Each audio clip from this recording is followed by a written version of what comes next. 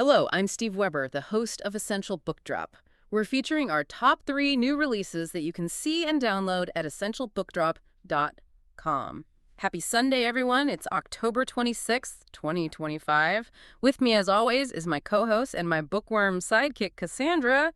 Good morning, Cass. Good morning. Happy Sunday. Ready to dive into some great reads. Absolutely. We've got 3 really interesting ones today. Different genres, but maybe some surprising links between them. Let's see what we find. Sounds good. Where are we starting? Okay, first up, we're jumping right into the action. It's Exit Strategy, a Reacher novel by Lee Child and Andrew Child. Genre is war and military action fiction. Reacher. You know what you're getting, but they always find a fresh angle, don't they? They really do. And, the appeal holds strong, that military precision, the way he sizes everything up instantly. Exactly. And they establish that right off the bat. He's in a Baltimore coffee shop first stop. And it's not just grabbing coffee, is it? No. It's all tactical. Facing the door, assessing the layout, black coffee, 2 refills. Classic Reacher. It tells you everything about his mindset. Right. Even off-duty. He's never really off-duty. Never. And the book throws in that great Reacher humor, too. That sense of scale. Like needing a coat. Oh, yeah. The coat line. Large enough to fit, what was it? A man the size of a bank vault. Huh. Perfect. It just paints such a picture. It really does. But the real hook here, the thing that kicks off the plot, is pretty unexpected for Reacher. Yeah, tell us about that. It's not a fight scene initially? No. A young guy brushes past him. Reacher checks his pockets, expects maybe his wallet's gone. Standard pickpocket situation? Except nothing's stolen. Yeah. Instead, something's been put in his pocket. Planted. Okay. A handwritten note. A desperate plea for help. Wow. So not a theft, but a delivery. How does Reacher react? Well, this is what makes Reacher. His first thought, apparently, is a sort of professional respect for the pickpocket's skill. He respects the technique. Seriously. Yeah. Like, okay, good move, kid. He recognizes the technique before he even processes the message fully. That's fascinating. It fits his character, that weird sort of code he has. Totally. But then, once he registers the plea for help, that switch flips. Protector mode engaged. And it becomes his mission. Absolutely. Got to figure out who sent the message and why. And, Reacher won't stop. Yeah, it's a great setup. Ties into the streaming series success, too, I bet.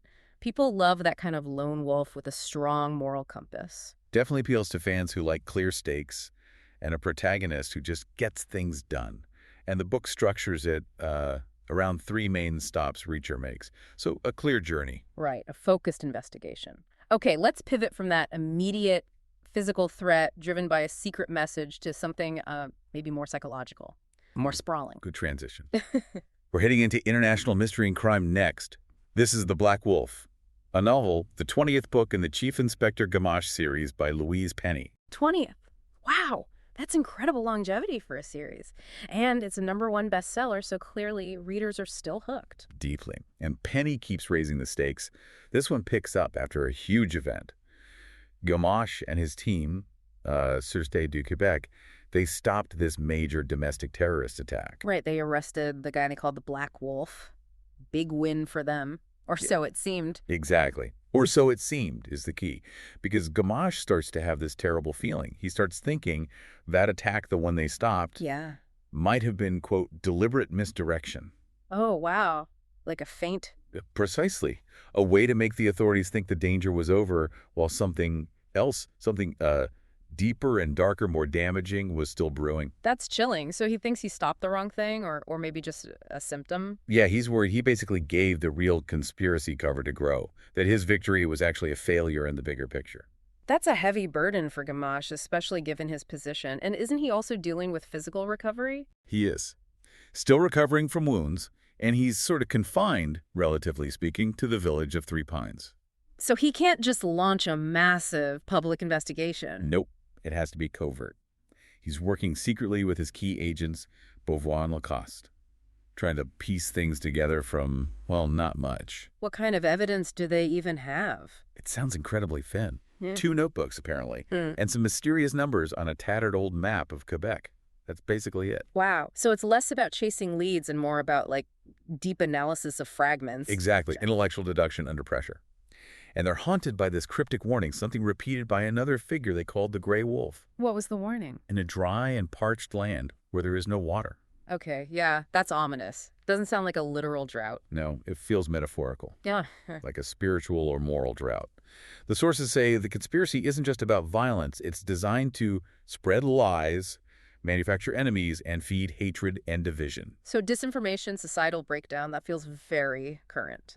It does. It elevates the threat beyond a typical mystery plot. Gamache isn't just trying to catch a bad guy. He's trying to fight this wave of engineered hatred. While stuck in a quiet village, recovering from injuries, with barely any clues, the pressure must be immense. Intense. It's all about interpreting the hidden signs, the subtle warnings. Okay, that idea of hidden meaning, of interpreting subtle clues, actually leads us nicely into our third book, doesn't it? Different genre again, but maybe a similar theme. I think so. We're shifting to Christian romance with The Christmas Ring. Yeah. A holiday romance by Karen Kingsbury. All right, so romance, Christmas setting. What's the story here? Well, the core is a romance. We have Vanessa Mayfield, who's a military widow. She's searching for a lost family heirloom, a very special ring. Okay. And in her search, she meets Ben Miller, who's a handsome antique dealer. Sparks fly, naturally. Naturally, but there's always a complication in romance, right? Yeah. Especially holiday romance. Always. So Vanessa's also organizing the big annual Columbus Cares Christmas military dance. Busy time. Plus, she hasn't told her college-age daughter about Ben yet. She wasn't expecting to find love again. So there's that internal conflict, managing her past in this unexpected future. But what about the ring? You said it was special. Very special. It has significant historical weight. Vanessa's great-grandfather actually found it in France on D-Day. Wow, D-Day. So it connects back to World War II. Exactly. And it has a single word engraved on the band, a meaningful word. So it's not just jewelry, it's history, legacy, maybe even a message from the past. Okay, so the search for the ring is driving the plot alongside the developing romance. Right. But then comes the twist. Just as Ben is about to, declare his love for Vanessa. The big moment. The big moment. He learns something about the ring's history. Some detail that confirms what the book calls a terrible truth. A terrible truth connected to the ring. Yes. Something he absolutely cannot ignore, even though revealing it might shatter this new happiness he's found with Vanessa. Oh, man. So his knowledge creates this massive obstacle right before the climax of the romance. Exactly. It forces a choice on him. And it's urgent. He figures out where the ring might be or what's about to happen to it. What does he do? He frantically leaves town days before Christmas, trying to stop a specific sale, trying to intercept the ring before it's lost again, maybe forever. So he has to prioritize preserving this piece of history, this truth, over his immediate romantic desires. Pretty much. It ties into the spiritual theme mentioned based on that biblical phrase, where your treasure is, there your heart will be also. Ah, okay. So what is the real treasure? The ring itself, or the truth and history it represents? Or maybe the love connection? That seems to be the central question they have to figure out, and apparently the story has broad appeal.